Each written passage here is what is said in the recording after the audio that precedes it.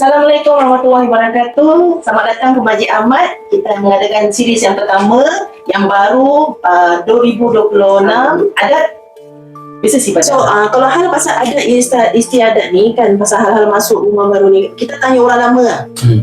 Haji Tajud kan.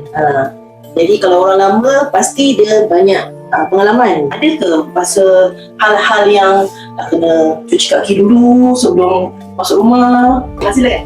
Assalamualaikum warahmatullahi wabarakatuh. Sebagai salah seorang warga yang sudah hampir senja, selalunya ada adat seperti masuk rumah baru ini sudah tak banyak dilakukan atau dipraktikan. Tapi apa yang masih ingat, dulu saya diperintah oleh orang tua saya untuk melakukan perkara-perkara yang akan saya kongsikan ini sebentar lagi. Mau tak mau saya cuma ikut. Cuma waktu itu saya tak banyak menyangkal. Tapi selepas lama-kelamaan saya belajar dan saya dapat tahu yang perkara-perkara ini sebenarnya adalah banyak dari segi adat daripada ibadat. Yang pertama, antara prasyarat orang yang pindah ke rumah baru, yang pertama mereka mesti sediakan dapur yang untuk masak. Tak kira lah dapur apa, tapi dapur, beras, gula, garam. Sebelum masuk tu rumah tu mesti nak bawa ini. Jadi yang barang-barang lain jangan masuk. Ini barang-barang asas ni mesti masuk dulu. Ini adat orang-orang dulu. Saya katakan lepas generasi orang tua saya, dah tak banyak yang ikut. Kemudian mesti ada penyapu. Jadi penyapu yang saya masih ingat saya bawa tu penyapu lidi. Tak kira, tapi kerana penyapu tu adalah mungkin simbol untuk membersihkan rumah. Kalau dapur, simbol untuk menghidupkan suasana rumah kerana masak nasi, apa segala macam. Jadi gula dengan garam adalah asam garam masakan. Jadi ini mesti ada. Dan saya mesti ingat lagi, saya kena bawa bantal 1 biji, tidur semalam. Satu malam tidur sebagai prasyarat sebelum kita masuk pindah dengan barang-barang. Macam pernah dengar tu, nak kena tidur 1 malam. Jadi apa yang kalau kita dapat rumah baru, itu tak payah di bab itu kita dah boleh omit. Tapi katakan kita beli rumah second hand, kita sudah seharusnya sudah cuci.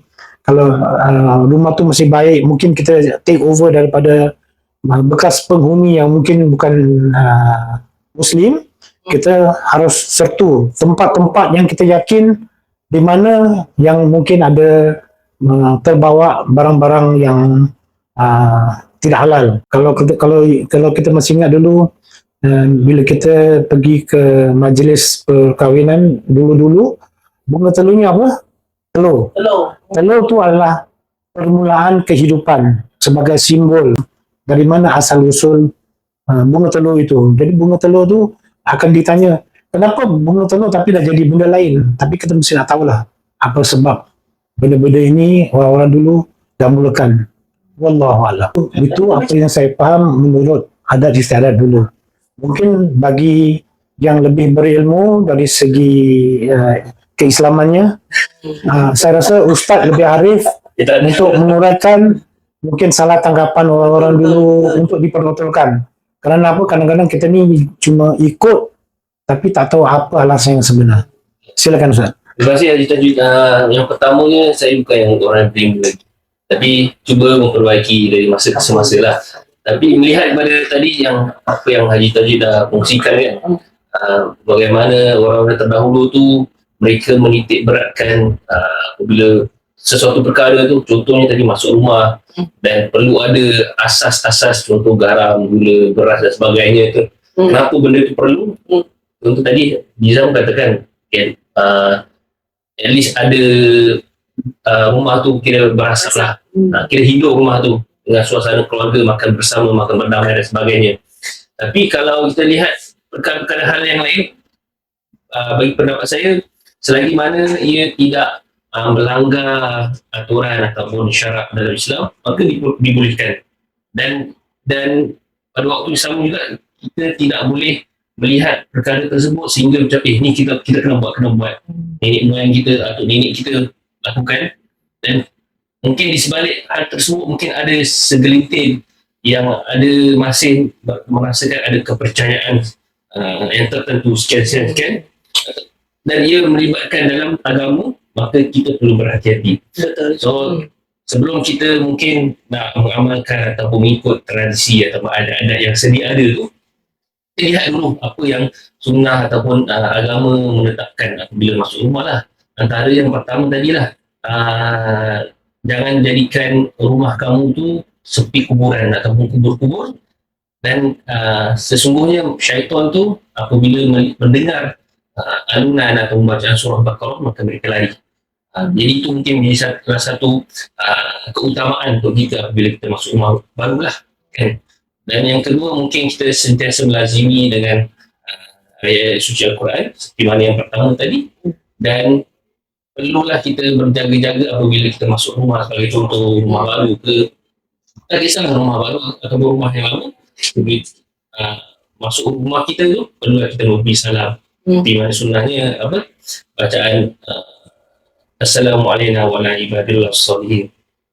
Dan kalau itu pun, kalau kita nak mencukupi, maka itu pun dah okey. Yang azan di setiap sudut. Untuk saya lihat azan untuk di setiap sudut penjuru tu, dalam pengamatan saya tak adalah kira khusus amalan-amalan tersebut. Tapi yang ada yang jelas adalah tadilah bacaan surah Baqarah. Tapi ia tidak menghambat atau tidak melarang untuk seseorang tu nak lakukan hal tersebut, kerana ia menjadi satu benda yang baik lah, kan, bacaan ataupun laungan azan. Kerana kita pun dengar adalah hadis yang lain yang sama-sama katakan mafhumnya apabila azan itu dilaungkan, maka syaitan pun akan lari terkentuk dari gimana, betul lah. Azan di setiap penjuru tu saya kurang pasti, tapi kalau ikutkan hukum akal mustahil kalau kita nak lakukan.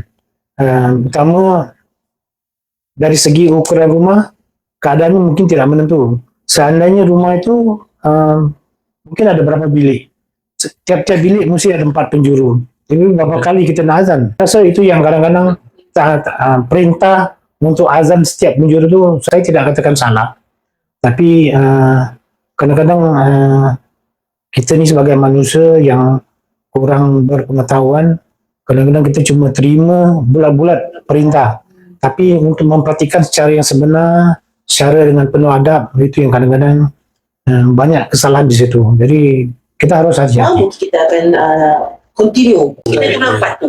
Tapi mak itu yang mana I challenge. Saya dengan ini kan saya dengan Tuhan.